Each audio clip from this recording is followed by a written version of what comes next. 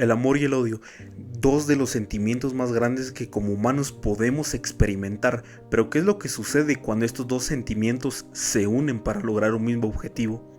La venganza. Esta es la historia de la mujer soviética que compró un tanque para vengar la muerte de su marido frente a los alemanes durante la Segunda Guerra Mundial. María Oktyabrskaya. La historia de esta soviética inicia cuando la península de Crimea la vio nacer.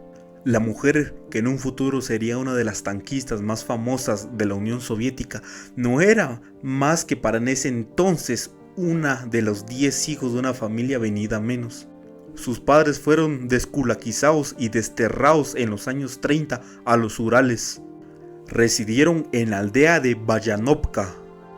La desculaquización fue la campaña soviética de represión política contra los campesinos más ricos, también conocido como kulaks, y sus familias, las cuales sufrieron arrestos, deportaciones y ejecuciones. Esta campaña política de la Unión Soviética terminó afectando a millones de personas entre el periodo de 1929 hasta 1932.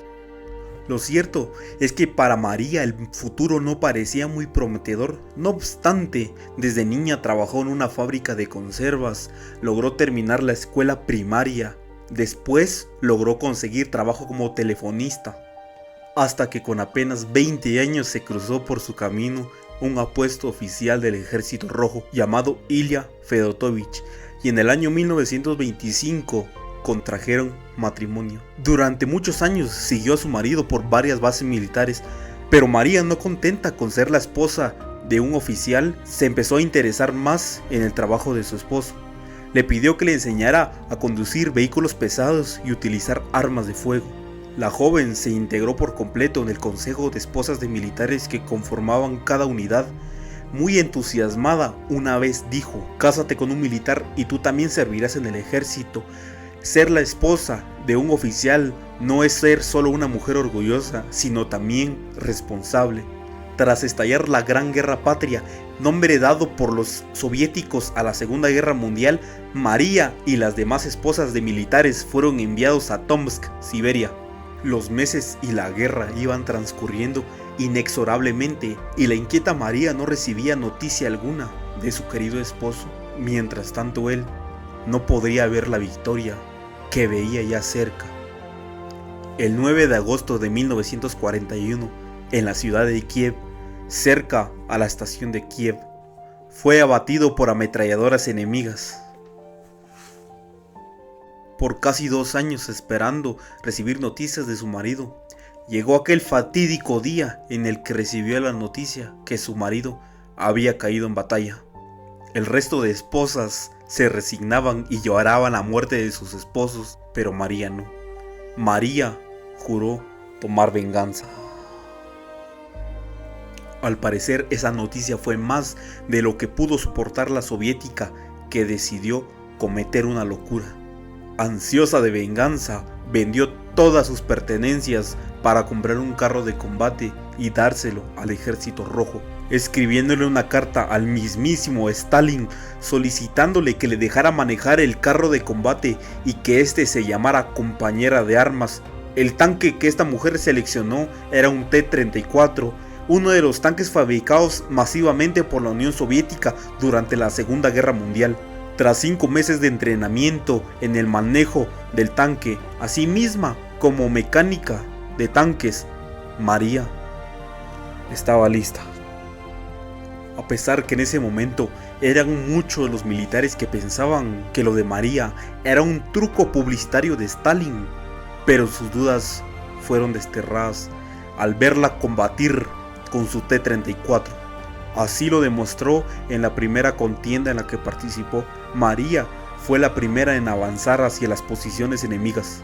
Movió su carro de combate como toda una veterana, destruyendo asimismo varias piezas de artillería como tantas ametralladoras, causando un gran daño en el enemigo. Su valor fue demostrado en otras tantas ocasiones, una de ellas sucedía entre el 17 y 18 de noviembre de ese mismo año, cuando los soviéticos llevaron a cabo una gran ofensiva para recuperar la ciudad de Novoye. En esta ofensiva, María atacó las defensas germanas, aunque en esta ocasión tuvo menos suerte, pues a pesar del caos y la devastación que causó, los alemanes lograron destruirle las orugas de su carro de combate. Como mecánica, ella fue la encargada de salir a reparar el tanque mientras decenas de disparos le llegaban. Ella tuvo la fortuna de sobrevivir a esta situación 2 días después, uniéndose nuevamente a combate. No obstante, su fortuna se terminó el 17 de enero en un pueblo llamado Schwedt.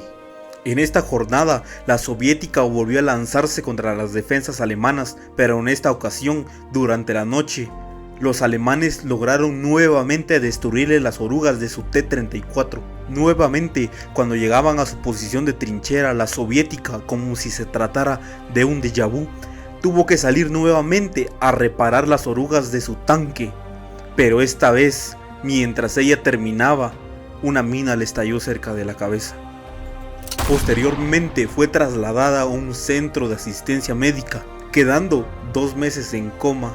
La soviética murió un 15 de marzo de 1944. Tras su muerte fue condecorada con varios títulos, como lo son Héroe de la Unión Soviética, la Orden de Lenin, así como también la Orden de la Guerra Patriótica de primera clase. Aunque aquí acababa la vida de María, su brigada, en honor a mamá, que es el apodo que le habían dado, bautizaron otro tanque como compañera de armas.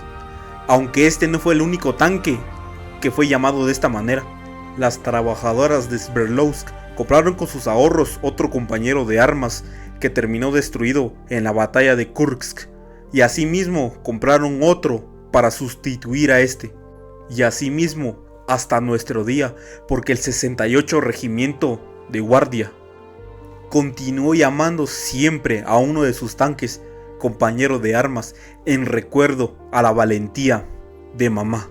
María hizo algo ciertamente mucho más importante que solo vengar la muerte de su marido.